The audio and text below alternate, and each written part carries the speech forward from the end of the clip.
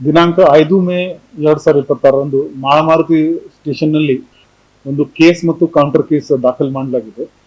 ಮೊದಲನೇ ಕೇಸ್ನಲ್ಲಿ ಮಜೀದ್ ರಾಜಾಸಾಬ್ ಶೇಖ್ ಇವರು ದೂರುದಾರರಿದ್ದಾರೆ.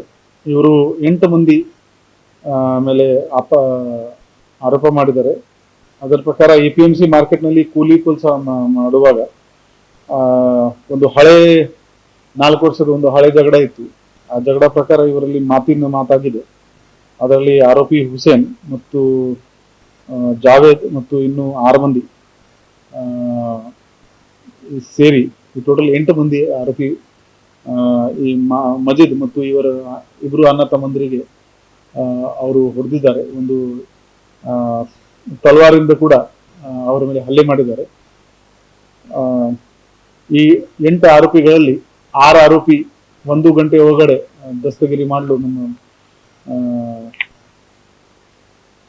PI ಮಾರುತಿ ಮತ್ತು ಅವರ ತಂಡ ಯಶಸ್ವಿಯಾಗಿದ್ದಾರೆ.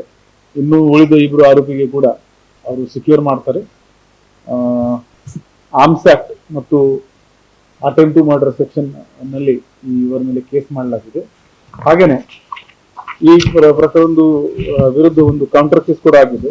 ಅದರಲ್ಲಿ ಹಾಸಿಂ ವಲಿ, ರಾಜಾಸಾಬ್ ಶೇಖ್ ಇವರು ಈ 3 ವಿಕ್ಟಿಮ್ ಯಾರಿದ್ರು ಫಸ್ಟ್ ಕೇಸ್ನಲ್ಲಿ ಅವರ ಮೇಲೆ ಒಂದು ಕೌಂಟರ್ ಕೇಸ್ ಕೊಟ್ಟಿದ್ದಾರೆ.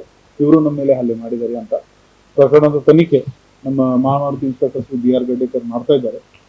ಇದರಲ್ಲಿ ಜಗಳನಲ್ಲಿ ಚಾಕು ತಲವಾರ್ ಬಳಸುವುದು ನಾವು ಹೋದ ವರ್ಷದಿಂದ ಒಂದು ಪ್ರಯತ್ನ ಮಾಡ್ತಾ ಇದ್ವಿ.